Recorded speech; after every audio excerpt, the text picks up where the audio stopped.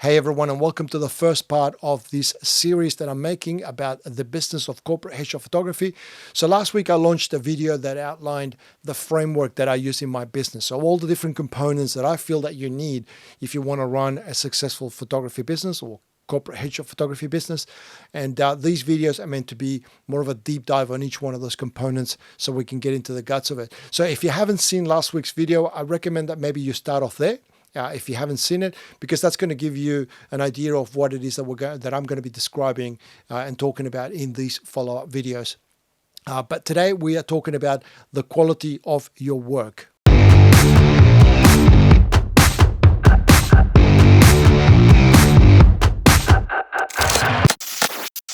Okay, so the reason we're talking about the quality of your work may seem a little bit obvious, but let me just break it down for a second. You need to produce some work that the client wants to have, so they want your work and they're not able to reproduce it with either their phone or because they've got a friend with the camera. So it needs to be of a substantial quality and standard. And that's where you need to be in order to be really successful in headshot photography. And quite frankly, I think that the competition that you're going to be facing is going to come from modern day mobile phones. There is so much heavy lifting that's happening in the background with the phones themselves, fixing skin and fixing lighting issues, that anybody with a mobile phone now is going to be able to take a decent photograph. So you're going to have to be several levels above that in order to convince a client to part with money in exchange for your photographs. So the first thing is that you need to photograph a lot of people, more than you think probably. And you're going to have to start off with your friends and family. And quite frankly, they're the most difficult people to photograph because friends and family know you. So you don't have any credibility. They know that you started this 3 months ago or that maybe you're not very good at it yet. And so you have no credibility with them. So if you can get a good photograph out of them, they are going to be the most difficult subjects. And it's much easier when you've got someone in front of the camera that doesn't know you, because you can come in with a lot of confidence and instantly you've got credibility. They're going to follow all your instructions and they're going to be much easier than the people that you already know. Now you might be thinking that's all fine and everything, but I don't have access to my friends or my family because either they don't want to participate or they live too far away from me. And so in this case, you're going to have to broaden your search a little bit wider. And this is most likely something you're going to have to do anyway, because unless you've got thousands of friends that want to get that photo taken, which is unlikely, then you're going to have to get more people. So one of the things that I've done is I've gone to Facebook. So this works really well. I still do this. I'm a member of some Facebook groups that are for actors and for models. So this would be people that are trying to get into the modeling industry and they don't have any photographs to promote themselves. So you can come to an agreement. It's referred to as a TFP, a time for print. So obviously we don't do prints anymore, we do digital files, but essentially you're doing a swap of them modeling for you, and in return you give them for prints. So in a time for print arrangement, there is no money that changes hands from either side. So this is a really good way of doing things where nobody's spending any money, but both parties get what they want. Additionally to that, if that's not your thing, you could also try sites such as modelmayhem.com. So I still use these even today, where you can go in and find talent. So modelmayhem.com is probably the most well-known one in the world. And you can go in there and ask for a model with specific looks, so specific height, gender, eye color, hair color, etc. So it's a really good way for finding the type of talent that you're after as well. So they can be a little bit flaky, but again, you can go in there and also ask for a TFP as well. So a time for print is a legitimate form of payment on Model Mayhem, and so you can go in there and there's thousands and thousands of people on there. It's just worth going in there and having a look who is in your area and whether they want to participate with you. And also you can pay people as well. So if you find someone that you think would be absolutely perfect for your portfolio, then potentially you can come to a financial agreement where you can pay them to come in and pose for you. So the other thing that you want to do is check out other photographers' work, other headshot photographers. And this has got a couple of different purposes.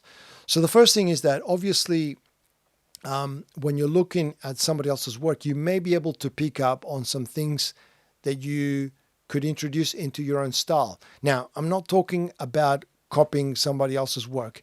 That's a bad idea. When you copy somebody else's work, you essentially are just a cheaper copy of that other person. And you don't want to get into that situation. You don't want to be that person. You want to be the person that they pick you because you can produce something that nobody else can. Okay? You don't want to be picked because you're cheaper than someone else. That's a terrible model for business. The other thing is that by looking at what somebody else is doing really, really well, you may be able to pick up on something that you're not doing so well, but hadn't noticed until you saw somebody else doing it much better than you did. So it acts like a little bit like a thermometer to see what level your work is at. So, comparisons are good when they're productive like that. Use somebody else's work to pick up things that maybe are not working so well in your images, and then use that information to try and improve yourself. So one of the things that used to happen to me when I first got started was that I used to forget certain things just consistently, certain things about the shoots. I'll give you an example. Jewelry. If somebody was wearing, say, a pendant, I would forget to check that the pendant was in the middle.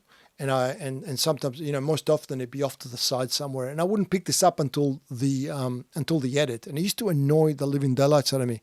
So what I ended up doing was creating a list of all these things that I used to forget, and it was with me at every shoot. There was this little list, and so these are the things that I used to have trouble with. And one of the things that happens is as you shoot over and over and over, is that information on that list eventually transfers into your subconscious brain. So just like you may, hopefully you're at the point where you don't even think about your shutter speed or your f-stop or anything like that, because you just know it. That information will transfer into that part of the brain as well. So you'll automatically know to look for stray hairs, or, make sure if a collar is not straight. All of those things that I used to miss before, I used to write on this list, and then eventually I didn't need the list anymore. It was just a subconscious thing that would just happen. And what that did is it would free up my brain so that I wasn't so much concentrating on the technical stuff that I would lose the connection that I had with the client, because that connection is by far the most valuable thing that I had with them, and it's the hardest thing to maintain. So I need to focus all my attention to dealing with the person in front of the camera, because that's what's going to lead to the best possible photograph of them. All right, so the next one's going to be a little bit touchy. A lot of people struggle with this, and that is that you need to put your work out there for feedback. And nobody likes doing this because you don't want to get negative feedback. But I'm going to present this in a different light, from a different angle, and that is that you should make the aim of this exercise to get negative feedback, constructive criticism, whatever you want to call it. Don't worry about the comments that tell you how great your photographs are. You don't need to know what you're doing well, because you already know what you're doing well. All that does is it feeds your ego. It serves absolutely no purpose at all. What you want to know is what you are doing wrong, what you can improve. So don't take it personally. Make it your mission that every time you put your photograph up for someone to judge, always thank people for the feedback that they give you, where they're suggesting that you may want to do something a little bit differently. Some people are quite rude when they give you this feedback. Do not take it personally. Look at the information, because that's the information that's going to help you to become a better photographer. Okay, so the last thing is that you need to review your work from the perspective of style. So if you look at my work when I first got started, it's all over the place. There is no style to it. It's just a mishmash of everything. But if you look at the last, say, 20, 25 shoots that I've done, you should be able to tell that it was shot by the same photographer. And that's what you're trying to get to. Because when you have a body of work that is consistent, that's the kind of work that you're going to use in your marketing, which we'll get to when we do the marketing video. But what that does is that it gives your client, or your potential client, a sense of confidence that they know what your shots are going to look like. So they know what they're going to get for their money. And if your work is all over the place, then they just don't know what they're going to get. And so you want them to hire you because they like your style, and then they're confident that your their images are going to look in a very specific way, because when they look at your portfolio, it all looks the same. The images are different, but the style is the same. And that's where you're trying to get to. So I hope you found this information useful. If you did and you would like to support me, please make sure that you click the like button. It makes a huge difference to me and to the channel. I'm trying to grow this channel, so any support that you can throw my way would be really appreciated. Also, if you want to see the rest of these videos that are coming up on the business of photography or any other photography videos that I produce, make sure that you subscribe to the channel and hit the notification bell. That way you'll be notified when I upload a new video. And if you have any questions, make sure that you leave them in the comment section below. That's the best place to get in touch with me. Otherwise, you can reach me through any of the usual social media platforms, and you're going to find all the links in the description below.